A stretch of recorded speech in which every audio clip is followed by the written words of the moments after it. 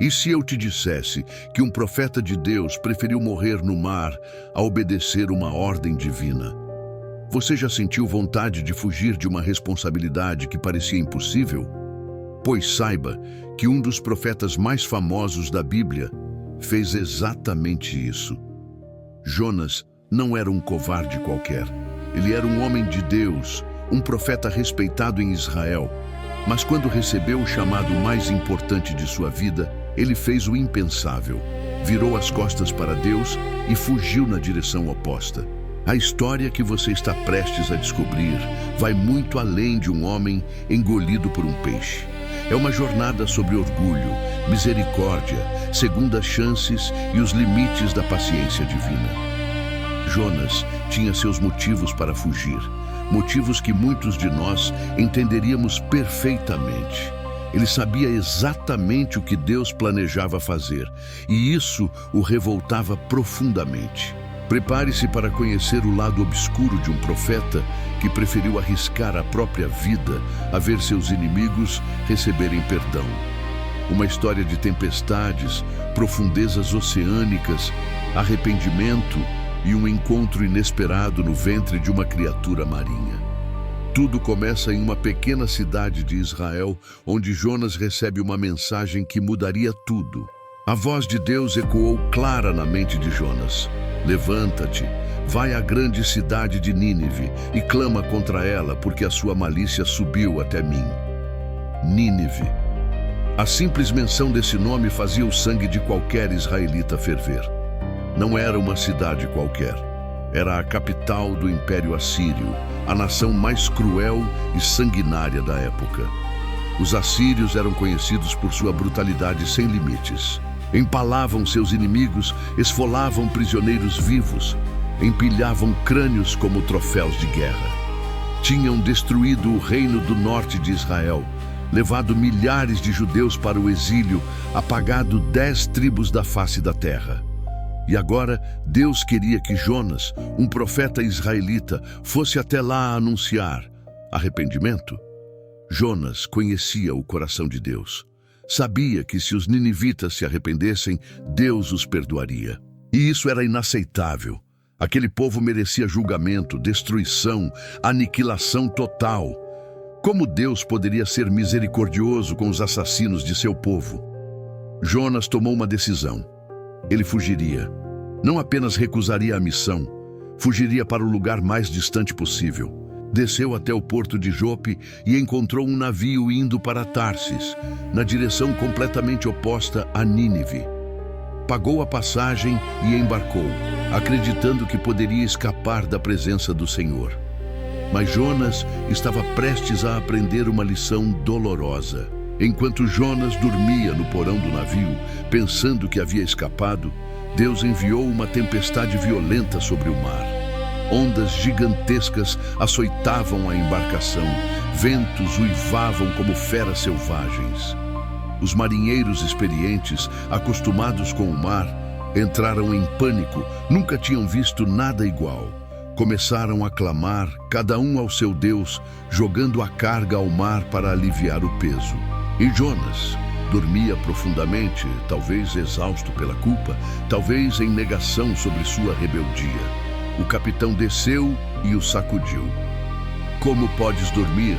Levanta-te, clama ao teu Deus. Talvez ele tenha piedade de nós e não pereçamos. Os marinheiros lançaram sortes para descobrir quem era o responsável pela calamidade. E a sorte caiu sobre Jonas. Quem és tu? De onde vens? Que fizeste? As perguntas vieram em cascata. Jonas confessou: sou hebreu e temo ao Senhor, o Deus do céu, que fez o mar e a terra seca. E revelou que estava fugindo de Deus. Os homens ficaram aterrorizados. Que fizeste? Jonas então disse algo surpreendente: lançai-me ao mar, e o mar se aquietará. Porque eu sei que por minha causa vos sobreveio esta grande tempestade. Se você está gostando dessa história incrível, deixe seu like agora e ative o sininho para não perder os próximos segredos da Bíblia. Os marinheiros relutaram em lançar Jonas ao mar, Mesmo sendo pagãos, tinham mais compaixão pelo profeta do que ele tinha pelos ninivitas. Tentaram remar de volta à terra, mas a tempestade só piorava. As ondas cresciam, o navio rangia, prestes a se despedaçar. Não havia alternativa. Antes de lançar Jonas, clamaram ao Deus de Israel: "Ah, Senhor, não pereçamos por causa da vida deste homem, e não ponha sobre nós sangue inocente, porque tu, Senhor, fizeste como te aprouve." Então pegaram Jonas e o lançaram no mar revolto. E algo extraordinário aconteceu. Imediatamente, o mar cessou sua fúria. O silêncio após a tempestade deve ter sido ensurdecedor. Os marinheiros maravilhados temeram ao Senhor com grande temor, ofereceram sacrifício e fizeram votos. Aqueles homens pagãos que adoravam ídolos se converteram ao Deus verdadeiro por causa da tempestade e do testemunho, ainda que negativo, de Jonas. Mas e quanto ao profeta? Jonas afundava nas águas frias e escuras do Mediterrâneo. As algas marinhas se enrolavam em seu pescoço, a água salgada queimava seus pulmões. Ele estava morrendo. Preferia morrer a obedecer a Deus, ou seria este o fim de sua história de rebeldia? Foi então que, das profundezas oceânicas, algo imenso se aproximou. O Senhor preparou um grande peixe para tragar a Jonas. A Bíblia não diz baleia, diz grande peixe. Poderia ser um cachalote, um tubarão-baleia ou uma criatura marinha que Deus criou especificamente para este momento. O importante não é a biologia, mas o milagre. Jonas foi engolido vivo. Imagine a escuridão total, o cheiro nauseante de peixe em decomposição no estômago da criatura, o som do coração batendo ao redor, os ácidos digestivos queimando sua pele. Jonas estava em um túmulo vivo, nas profundezas do mar, dentro de um monstro marinho. Se havia um lugar que parecia longe da presença de Deus, era ali. Mas sabe o que é fascinante? Foi justamente naquele lugar horrível, naquele abismo de desespero, que Jonas finalmente decidiu orar. Não quando recebeu o chamado, não durante a tempestade, não enquanto afundava no mar, mas no ventre do peixe, quando não havia mais nada a fazer, quando todo o orgulho foi despedaçado, quando a morte parecia certa. Foi aí que Jonas clamou. Por 3 dias e 3 noites, Jonas permaneceu ali. 3 dias que devem ter parecido uma eternidade. 3 dias que Jesus, séculos depois, usaria como símbolo de sua própria morte e ressurreição. Jonas estava aprendendo algo crucial. Você não pode fugir de Deus, mas pode sempre voltar para Ele. Do ventre do peixe, Jonas orou. Na minha angústia clamei ao Senhor e Ele me respondeu. Do ventre do inferno gritei e tu ouviste a minha voz. Repare, Jonas reconhece que Deus o ouviu mesmo naquele lugar impossível. Mesmo quando ele havia fugido, mesmo quando havia desobedecido, Deus estava lá. Jonas descreve sua experiência com detalhes vívidos.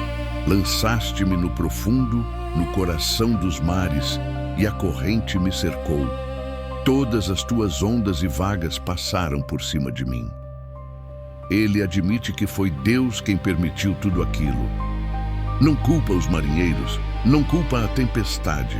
Reconhece a mão divina. Eu disse, lançado estou de diante dos teus olhos. Tornarei, porém, a ver o teu santo templo. Mesmo no fundo do mar, dentro de um peixe, Jonas mantém a fé de que verá novamente o templo de Jerusalém. Ele declara: os que se entregam a vaidades enganosas abandonam a misericórdia que poderiam ter. Mas eu te oferecerei sacrifício com a voz de gratidão. O que votei, pagarei. Ao Senhor pertence a salvação. Esta oração revela uma transformação. Jonas finalmente entende que a misericórdia de Deus é para todos, até para um profeta rebelde no ventre de um peixe. Comente aqui embaixo. Você já teve um momento de ventre do peixe na sua vida, onde Deus te ensinou algo importante? Compartilhe sua história. Então, O Senhor falou ao peixe e este vomitou a Jonas na terra seca. Imagine a cena. Depois de 3 dias naquele ambiente pútrido, Jonas é expelido na praia, provavelmente coberto de ácidos digestivos, algas e sabe-se lá o quê. Ele estava vivo. Um milagre ambulante, um testemunho vivo do poder e da misericórdia de Deus. E então, Deus fala novamente. As mesmas palavras, o mesmo chamado: levanta-te, vai à grande cidade de Nínive e prega-lhe a mensagem que eu te digo. Deus não mudou o plano, não disse: tudo bem, Jonas, você sofreu bastante, vou mandar outro profeta. Não, a missão continuava a mesma, mas desta vez Jonas obedeceu. Jonas se levantou e foi para Nínive, segundo a palavra do Senhor. Nínive era uma cidade tão grande que levava 3 dias para atravessá-la. Uma metrópole do mundo antigo, com aproximadamente 120 mil habitantes, fortificada, poderosa, ameaçadora. Jonas entrou na cidade e começou a pregar a mensagem mais simples e direta possível. Ainda 40 dias e Nínive será subvertida. Não havia rodeios, não havia explicações teológicas elaboradas. Apenas um aviso direto de julgamento iminente. Jonas cumpriu sua obrigação com o mínimo necessário. Ele obedeceu, mas será que seu coração havia realmente mudado? O que aconteceu a seguir chocou Jonas até a medula. Os ninivitas acreditaram na mensagem. Do maior ao menor, do rei aos cidadãos comuns, todos se arrependeram. O rei desceu do trono. Tirou suas vestes reais, cobriu-se de saco e sentou-se sobre cinzas. Ele decretou jejum para todos, homens, mulheres, crianças e até animais. O decreto real proclamava: nem homens, nem animais, nem bois, nem ovelhas provem coisa alguma.